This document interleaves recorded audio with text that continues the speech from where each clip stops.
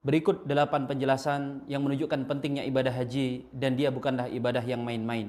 Yang pertama, haji adalah satu dari 5 pondasi yang merupakan rukun Islam. Sebagaimana disebutkan dalam sebuah hadis, Bunyal Islamu ala khamsin. Dibina Islam itu atas 5 komponen utama dan salah satunya adalah ibadah haji. Yang kedua, begitu banyak hadis-hadis nabawiyah yang menunjukkan fadilah ibadah yang satu ini. Di antaranya hadis yang sangat terkenal, Rasul sallallahu alaihi wasallam bersabda, Al-hajjul mabrur laisa lahu jazaa'un illal jannah. Haji yang mabrur tidak ada balasan yang pantas untuknya kecuali surga.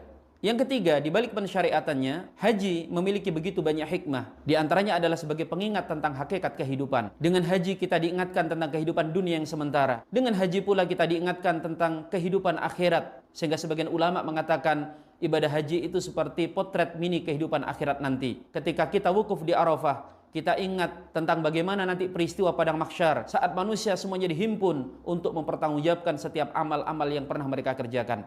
Yang keempat, ibadah haji bukanlah syariat yang baru. Dia adalah syariat yang sudah ada bahkan sejak Abul Anbiya Ibrahim alaihissalam. Nabi SAW adalah nabi yang diutus sebagaimana nabi-nabi yang lain yang pernah Allah utus. Yang membedakan Rasulullah dengan nabi-nabi sebelumnya, beliau datang dengan membawa syariat yang sempurna dan menyempurnakan apa yang sudah dibawa oleh para pendahulunya. Maka bukan hal yang aneh jika kita dapati dalam syariat Islam yang dibawa oleh Nabi kita SAW adalah meneruskan syariat dari nabi-nabi yang terdahulu. Seperti puasa Daud yang merupakan amalan dari Nabi Daud alaihissalam. Kemudian syariat kurban yang bahkan pernah ada bahkan sejak Nabi Adam alaihissalam. Termasuk ibadah haji yang mana kita ketahui bahwa manasik haji ini diambil dari syariatnya Abul Anbiya Ibrahim alaihissalam. Maka sangat tidak tepat kalau kemudian mengkait-kaitkan haji itu dengan kearifan lokal, budaya atau tradisi masyarakat Arab. Yang kelima, syariat haji ini memiliki hikmah menguatkan persatuan kaum muslimin. Dengan bertemunya kaum muslimin dalam ibadah haji, mereka bisa mengetahui bahwa Islam ini begitu luas,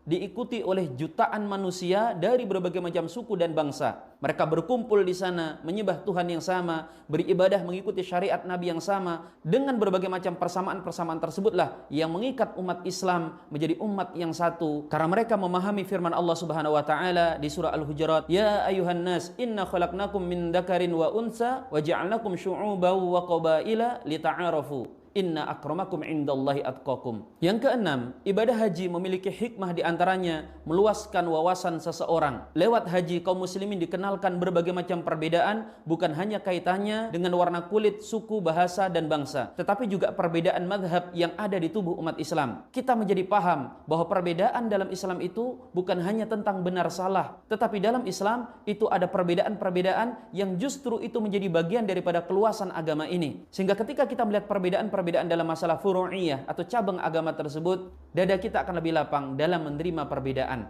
Yang ketujuh, ibadah haji melatih kesabaran, ketekunan, dan ketabahan yang luar biasa. Mulai dari upaya mengumpulkan uang, menabung sedikit demi sedikit, menunggu daftar antrian yang sangat panjang, sampai kemudian ketika pelaksanaannya membutuhkan perjuangan fisik yang tidak sedikit. Dan semua itu adalah bagian daripada tarbiyah yang mendidik jiwa seorang muslim untuk menjadi tabah dan sabar menjalani kehidupan. Yang kedelapan, apanya yang main-main dari ibadah haji? Jika kemudian ada segelintir orang yang melakukan ibadah haji secara main-main, itu tidak bisa menjadi pembenaran untuk menyalahkan ibadah haji itu sendiri.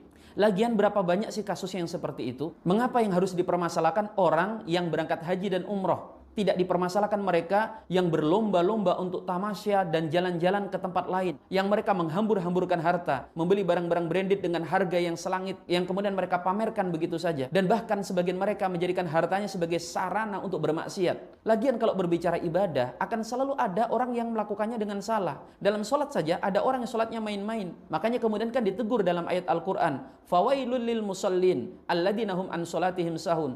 Celaka orang yang sholat, yaitu orang-orang yang lalai dari sholatnya tersebut. Memang benar, yang tidak baik itu ketika seseorang umrah tiap bulan, kemudian tidak memiliki kepedulian kepada tetangganya. Tetapi yang lebih buruk daripada itu, yaitu mereka memiliki harta, tidak berangkat haji, juga tidak mau membantu tetangga atau orang-orang membutuhkan. Justru hartanya digunakan untuk foya-foya dan pamer kekayaan. Mereka ini seharusnya yang lebih layak untuk dinasihati dan ditegur.